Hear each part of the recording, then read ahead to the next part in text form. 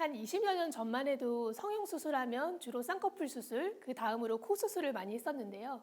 그런데 요즘 진료를 보다 보면 세상이 참 많이 달라졌구나 할 때가 많습니다. 이전에 성형수술을 경험한 세대가 어머니가 되어서 성인이 된 딸을 데리고 가슴 수술을 하러 오시는 경우도 있고요. 가슴 수술을 받는 환자분들의 연령대도 20대부터 60대까지 매우 다양해졌습니다. 평균 수명이 늘면서 얼굴뿐만 아니라 전신의 건강이나 신체 균형, 몸매에 대한 관심이 갈수록 높아지고 있기 때문인데요. 출산 이후의 여성들은 체중의 증가와 함께 가슴 모양의 변화 등 다양한 신체적인 변화를 겪으면서 이로 인해서 우울감을 느끼는 경우도 있습니다. 실제로 성형외과 진료실을 찾는 환자분들이 출산 후 줄어든 가슴의 볼륨 그리고 체형의 변화로 인해서 자신감을 잃었다는 이야기들을 하시는데요. 이러한 우울감을 그저 여성으로서의 매력을 유지하고 싶은 욕구로만 보기는 어렵습니다. 수술 이후에 뭔가 안티에이징의 개념으로 원래의 모습으로 약간 회복되는 그런 느낌? 그리고 이제 심리적으로도 좀 자신감이 있고 어느 정도 자존감의 회복에도 도움이 되는 그런 수술인 것 같습니다. 환자분들이 가장 궁금해하시고 자주 물어보시는 질문은 이런 겁니다. 수술하면 처진 가슴도 교정이 되는지, 그리고 좀 자연스러운 촉감을 얻을 수 있는지, 그리고 가슴의 감각은 유지가 되는지, 수술 과정 중에 위험한 것이나 부작용은 없는지, 수술 후에도 모유 수유가 가능한지, 그리고 가슴 보형물을 주기적으로 교체를 해야 되는지 등등입니다. 그래서 오늘은 여성에게 가슴이란 어떤 의미가 있는지, 그리고 요즘 많이 하고 있는 가슴 성형에 대해서 사례들을 보며 여러 가지 이야기를 해보고자 합니다. 우선 처진 가슴에 대한 사례입니다. 41세 A 환자의 경우 두 아이를 낳고 모유 수유를 하면서 가슴이 좀 처지고 양쪽 가슴에 비대칭이 발생하였습니다. 양쪽 가슴의 비대칭은 모양의 문제뿐 아니라 속옷이나 옷을 입을 때도 상당한 불편함을 초래할 수 있습니다. 근데 선생님, 그 처진 가슴이라는 게 그냥 내가 봤을 때 내 가슴이 조금 처진 것 같아 라고 해서 상담을 갔을 때 내가 생각하는 것과 선생님이 생각하는 게 또 다를 수 있잖아요. 이 처진 가슴이 어떤 기준이 있나요? 네, 그 말씀하신 대로 좋은 질문 해주셨는데요. 처진 가슴은 환자분의 주관적인 표현과는 조금 다르게 성형외과 학에서는 처진 가슴에 대한 진단 기준이 있습니다. 전체적으로 볼륨이 좀 다운되어 있고 특히 윗가슴 부분의 볼륨이 꺼져 있는 양상입니다. 하지만 유두의 방향은 정방향을 향하고 있고 피부가 아래로 늘어져 있지는 않은 상태입니다. 따라서 처진 가슴이라기보다는 이해하기 쉽게 좀 꺼진 가슴이라고 표현하는 것이 좀 더 정확한 표현이라고 볼 수 있습니다. 이분은 유두의 방향이 아래쪽에 있고 유두가 향하는 방향도 약간 아래쪽을 향하고 있습니다. 따라서 이 경우는 성형외과적으로 처진 가슴으로 진단을 할 수 있겠습니다. 네, 처진 가슴의 가장 일반적인 형태는 유두와 가슴 밑주름 간의 위치 관계를 통해서 그레이드를 나누어 볼 수 있는데요. 그레이드 1은 옆에서 보았을 때 유두와 가슴 밑주름의 레벨이 같은 위치인 경우, 그레이드 2는 유두가 가슴 밑주름보다 아래에 있지만 가슴의 아래쪽 조직보다는 위에 있는 경우, 그리고 그레이드 3는 유두가 가슴 밑주름보다 아래에 있으면서도 가슴의 최하단부에 위치한 경우를 말합니다. A 환자의 경우에는 다행히 피부의 늘어짐이 심하지 않은 꺼진 가슴의 상태여서 보형물만으로도 충분히 좋은 결과를 얻으실 수 있는 경우이고요. 최근 가슴 보형물들은 지름, 돌출도 등에 따라서 수십 가지의 모양의 제품이 나와 있어서 환자의 체형에 맞는 보형물을 선택하기가 용이한 편입니다. 특히 이 환자처럼 좌우 비대칭이 있는 경우에 좌우에 각기 다른 보형물을 삽입하여서 대칭을 맞추어 줄 수 있습니다. 따라서 처진 가슴의 경우 특히 경험이 많은 성형외과 전문의와의 상담을 통해 정확한 수술 계획을 세워야 하는 것입니다.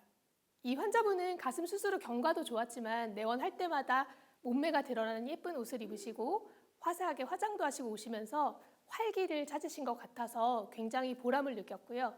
정신적인 건강을 향상시키는 데 도움을 주는 부분이 있다는 점을 다시금 깨닫게 되기도 했습니다. 맞아요. 마지막 사례 환자는 50대 환자분이신데요. 50대 왜 가슴 성형을 하고 의아해 하시는 분들이 계실지 모르겠습니다만 실제로는 50, 60대 환자분들도 사회생활의 불편함 때문에 상담을 받으시는 일이 굉장히 많습니다. 예를 들면 몸매가 드러나는 골프복 등의 운동복을 입을 때마다 납작한 가슴을 보완하기 위해서 속옷을 갖추어 입는 것이 불편해서 오시는 분, 가슴의 볼륨이 너무 없어서 스트레스가 많아서 찾아오시는 분도 계십니다. 이 나이 때 환자분들이 가장 많이 물어보시는 질문은 안전한가요? 그리고 얼마나 아픈가요? 입니다. 1990년대 배꼽을 통해서 풍선 같은 것을 가슴 쪽으로 삽입을 한 후에 호스를 통해서 생리식염수를 채워 넣어서 가슴의 볼륨을 증가시키는 방법을 사용했었는데요. 그때 사용된 생리식염수 보형물은 촉감이 좋지 않고 드물게 보형물이 터지면 갑자기 가슴이 납작해지는 상황이 벌어질 수 있는 가능성이 있습니다. 이후 가슴 보형물은 여러 세대의 발전을 거듭한 상태인데요. 현재 한국에서 사용되고 있는 가슴 보형물은 모두 FDA 승인을 받았고 한국식약처의 승인을 받아서 안전하다고 검증이 되어가지고 전 세계적으로 다 사용되고 있는 것들입니다. 현재 사용되는 보형물은 보형물의 쉘, 그리고 겉봉투의 내구성이 매우 우수하고요. 만에 하나 쉘이 파손되었다고 해도 내부의 코이시브 젤이라는 젤은 응집력이 매우 강하기 때문에 바깥으로 흘러나오지 않고 그 자리에 머무르는 특성을 갖고 있습니다. 보형물의 발전뿐 아니라 수술 방법도 매우 섬세하게 발전을 하였는데요. 이전에는 직접 눈으로 보지 않고 기구를 사용해서 밀어주는 방법으로 통증도 좀 심했을 뿐 아니라 완벽한 지혈이 용이하지 않아서 피주머니를 다는 것을 루틴으로 했었고요. 수술 부위에 출혈이 소량이라도 남아서 오래 방치가 되면 구형구축이라는 현상으로 이어지는 등의 부작용의 확률이 상대적으로 높았었습니다. 하지만 현재는 겨드랑이 절개를 통해서 수술을 하는 경우에는 고해상도 내시경을 이용해서 직접 수술 부위를 보면서 세심하게 수술이 가능해져서 출혈 없이 굉장히 클린한 수술을 시행함으로써 피주머니를 루틴으로 적용할 필요가 없게 되었습니다. 선생님, 구형구축이 뭔가요? 구형구축은 큰 이물질이 체내에 삽입이 되면 보형물 주변으로 섬유 조직이 증식을 하면서 피막을 형성을 하는데 그 피막이 너무 두꺼워져가지고 보형물을 동그랗게 누르면 구 모양이 되잖아요. 그래서 구형구축이라는 말을 하게 됩니다. 그러게 되면 이제 가슴의 촉감이 딱딱해지고 그리고 보형물의 위치가 약간 위로 이동하는 그런 외관상의 변형이나 통증 같은 것을 유발할 수 있습니다. 일반적으로 보형물 주변에 발생한 피막이 구축을 일으키는 원인에는 혈종, 유가종, 감염, 체질적인 소인 등 여러 가지가 원인이 될 수 있는 것으로 알려져 있습니다. 혈종이랑 유가종은 뭔가요? 혈종은 수술한 부위에 혈액이 출혈이 돼가지고 거기에 모여있는 그런 현상을 말하는 것이고요. 흡수되지 않고 방치되어 있는 경우에 구형구축으로 이어질 확률이 높아진다는 뜻이고요. 그럼 유가종은? 유가종도 조직이 비정상적으로 내부에서 증식하는 현상을 말하고요. 굉장히 드물긴 합니다. 네. 구형구축의 발생 확률은 1% 미만으로 상당히 드문 현상이지만 재수술을 하게 되는 원인 중에 50% 이상이 구형구축이기 때문에 부작용하면 구형구축이 가장 많이 언급이 됩니다. 강의를 들어보면 결국에 가슴 수술 하시는 분들이 가장 많이 걱정할 게 구형구축에 대한 내용일 것 같은데 그러면 언제까지 이 구형구축을 걱정하면서 살아야 하는지가 궁금해요. 네, 당장은 굉장히 괜찮았는데 그렇죠. 이게 나중에 또 생길 수 있는 거예요? 구형구축은 대개 수술 후 3개월에서 1년 사이에 발생하는 것이 가장 흔하고요. 그래서 수술을 시행하시고 6개월째까지 무난하게 회복을 하고 부드러운 촉감을 얻으셨다면 나는 문제없이 회복했구나 라고 생각하셔도 되고요. 1년이 경과한 이후에는 구형구축에 대한 걱정 없이 지내셔도 될 것 같습니다.